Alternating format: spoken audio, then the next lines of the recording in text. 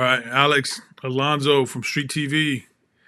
Run it down. First we gotta cover day four. Can you? Day four. Yeah, I know you just fresh out of day five, so Yeah.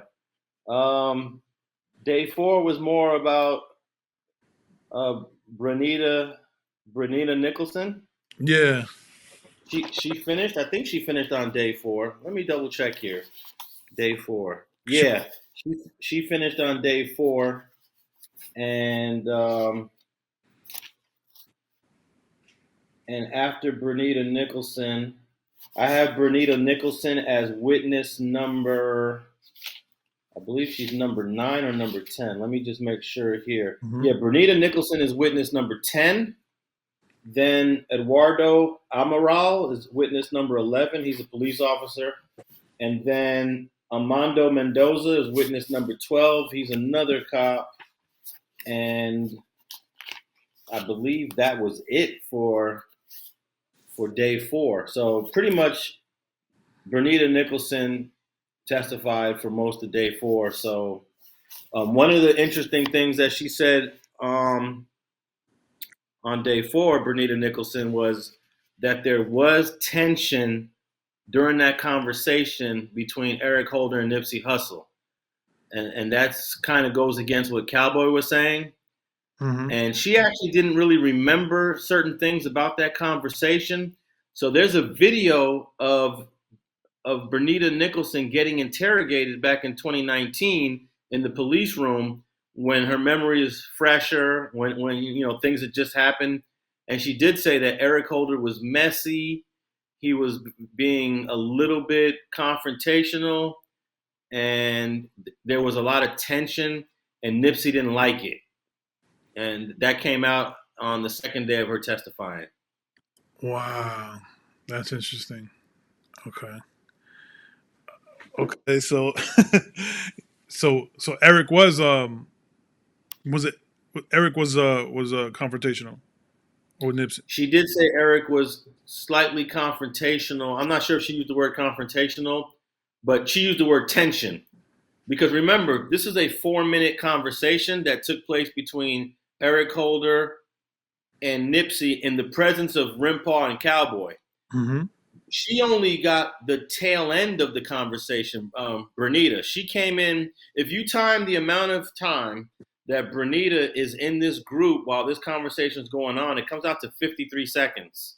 Wow. So, she only got maybe that's about 20% of the whole conversation. So she missed 80% of it. But in her recollection, not only was there a snitch conversation and the word snitch was used, she says there was a part where Eric Holder calls Nipsey Hussle a snitch. Now, I Wow. thought that was interesting because if you read the grand jury transcript, that's actually in there. But Hmm. I always thought it was a typo. I always thought the transcriber, the court reporter, may have gotten it wrong because they make mistakes all the time in these transcripts. Right. So she actually said that Eric Holder, in addition to I guess Nipsey Hussle's allegation towards him, he was saying, Are you a snitch?" and putting the blame on Nipsey. So that was kind of interesting as well. Okay. And did she say anything about Nipsey reaction? Was he confrontational at all? She didn't say Nipsey was confrontational, but Nipsey was very her word was standoffish. Hmm. She didn't like the way Eric Holder was coming at him, and he was very standoffish and kind of giving him the cold shoulder. And she said something to the effect like, "You could tell Nipsey didn't want him here." Wow. Okay. Did you So what feel? you think about that? It seems like it seems like it could have been something that some tension that beforehand. You know, that's what it seems like. I Yeah, there's definitely some history Right. between these two guys, and we got to remember that going back to Cowboy's testimony, as soon as he was driving into the parking lot, Nipsey asked Rimpaw, "Is that shitty cuz?" And he's like, "Yeah, that's him." So they definitely got a history, Nipsey and Eric Holder. Right. Well, and what that history is, only Shitty Cuz could tell us, or only Eric could tell us, and Nip, he can't tell his side because, well, you know. Oh, well, I think that Cowboy knows a little bit more of their history, but that wasn't asked of him. They did ask him on day one and day two of testimony, how long have you known Eric? And he admitted, I've known them since they were all young, since he got out of prison in 2003. So he saw all these guys as teenagers, Wow. you know. So Cowboy definitely knows if there's some history. And then of course, the man that everyone wants to talk to is Rimpaw, which he was supposed to be there for day 5, but in terms of day 4, um, the defense attorney definitely cross-examined her for a long time, and really trying to just show that Eric Holder was a nice guy. You liked Eric Holder. You were interested in Eric Holder. You paid for all the dates. Did he ever do anything threatening to you? Nothing was negative about this guy up until that day. Wow. But of course, you got to remember they only was hanging out for 1 month. Isn't that in 1 month everything's supposed to go good? Anyways, it better go good in the first. If your relationship with someone is not going good in the first month, that's a red flag. Right. So Exactly. you can tell by the testimony she actually liked the guy. Mm-hmm. Right. And what else said? Is she said? Did she reveal anything critical that you think we should know? Not really, except I think that when she was testifying, she didn't really talk about the tension that was there between Eric and Nipsey until they played the video of her being interrogated by the LAPD back in 2019. And she Mm. was much more animated. She was much more detailed. I understand people aren't going to remember everything, but there's a video, and that's going to become public, of her whole interrogation. Her whole 4.5, 5 hours of being interrogated is going to become public. And in that interrogation, that's when she said that there was a lot of tension in that. When she walked up, she can sense and feel all the tension going on between Nipsey Hussle and Eric Holder. Right. Wow. I can't wait to see that. Yeah. Yeah. What are some other witnesses that you think we should know about that testimony? Well, it's always good to know about all the witnesses, even though some of them are just there for procedure and protocol. That would be Eduardo. Let me see it. I'm sorry, Everardo Amaral. Mm-hmm. He is South Bureau homicide detective.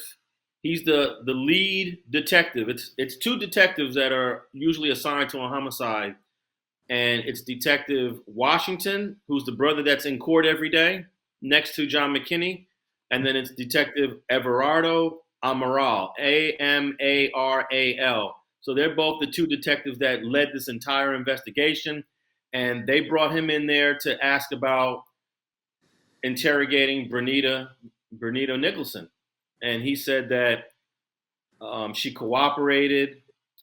He did the interview. Both him and Washington did the interview. He stated she was very cooperative. There was no problem with her. There was no issue with anything they wanted to do. If they wanted to copy her phone, Mm-hmm. search her apartment, search her car, they said she was extremely cooperative from the very beginning. So that was pretty much the testimony of Everardo Amaral. It was pretty much all about that. And the defense had no questions for Detective Amaral after he testified on direct. Mm-hmm. Uh, any other witnesses? The last witness for day 4 would have been another police officer. This would have been Armando Mendoza. I have him down as witness number 12. And he was, let's see, what was his role in this investigation? Let me see here. He processed the crime scene area, and I believe he was the one. No, he processed the crime scene area, so he did some work at the crime scene, and he testified for a short while, and the defense had no questions for him. They showed photos of all the bullet casings that were on the ground, and every time they find a bullet casing, they mark it with a number card, and then they take pictures of it. So there was at least 8 .40 caliber gun casings that were found on the ground that LAPD officer, I'm not sure if he was officer or detective, Mendoza testified about. So those are 8 casings on the ground that came from that semi-automatic weapon. Mm-hmm. Is that weapon in the evidence? Do you know? No, the weapon is not in evidence because they didn't catch him with the gun. Right. Remember, he turned himself in, and we learned about that on day 5. But he testified about the casings and some of the other evidence, and he just says we do a thorough investigation of the crime scene. Oh, what was really interesting, one of the photos, here's something that Bernita Nicholson testified. Mm-hmm. At the very end, when they were eating, when he was eating the chili cheese fries, because she said she didn't want any. I've been saying when they were eating. He was the only one eating food. She was not eating. But when he was in the car eating food, now this is after he drove around and pulled the gun out and loaded it. And then she calmed him down, and they were sitting in the parking lot. They were sitting in the alley, and he was eating. When he tells her, "I'll be right back.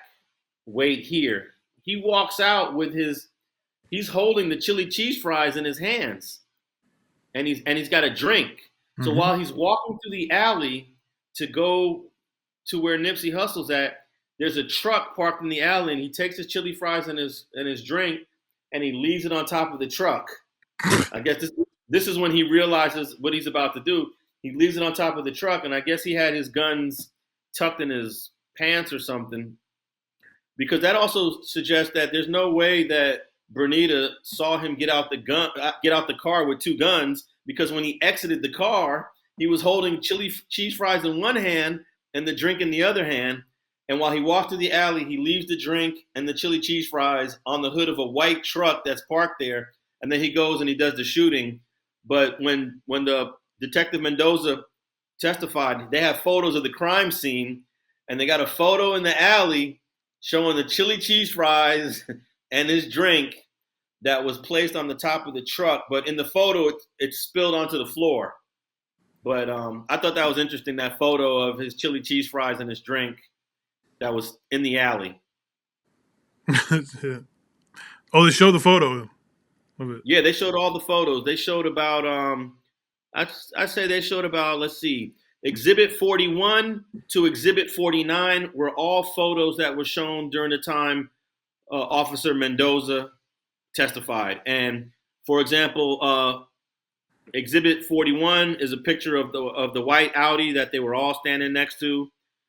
Picture 42 or Exhibit 42 is a picture of the same white Audi. And then picture 48 is a picture of the alley. I think Exhibit 48 would be the picture that you will see Eric Holder's chili cheese fries and drink in. Mm-hmm. How much of the chili cheese fries were still there in did he eat all of it? Was there some more left, or? There was some left, and unfortunately, when they're showing these exhibits, they don't keep them up on the screen for that long. And if you're taking notes and you're listening, excuse me, it's hard to pay attention. But that's a great question. How much of those chili cheese fries were consumed? I can tell you in the photo, it seemed like there was quite a few that were on the ground. Quite a few. He definitely didn't. Well, and I don't know how large a chili cheese fries order from Master Burger is, but there were quite a few fries that were on the ground. Mm-hmm. You never had any. You never got. Never had chili cheese fries from Master Burger, but you know what? I got to go there and order some, because I'm interested in to know how big an order is, and it's probably hard to tell if you're ordering in 2022 because everything changes. But Right. the order in 2019. But no, I never had an order of chili cheese fry from Master Burger, but I heard they're good. Yeah, make sure when you get it, send me a picture. We put it up on the community tab. Everybody gets to know what Eric ate right before he killed Nipsey. So. Definitely. All right. You think that is? Sorry, continue. I was just gonna say he was. I believe that he was the last witness, Officer Mendoza, that showed all those interesting photos, which of course are all going to become public real soon. Okay. Now I got to ask again, what is Eric Holder's expression? Does he continues to still have the stone face? Have you noticed anything, any twitching, any disliking to anyone taking a stand? Not at all. He's a very cooperative defendant. There's no outbursts. You can't even hear him say anything. And I've noticed a few times that he is chatting with his defense attorney, mostly during breaks and between witnesses. There's no conversation like during the testimony, and most of the conversation is initiated by his defense attorney. He's trying to converse with him, and you can just tell just based on his demeanor in court, it seems like he's a quiet dude.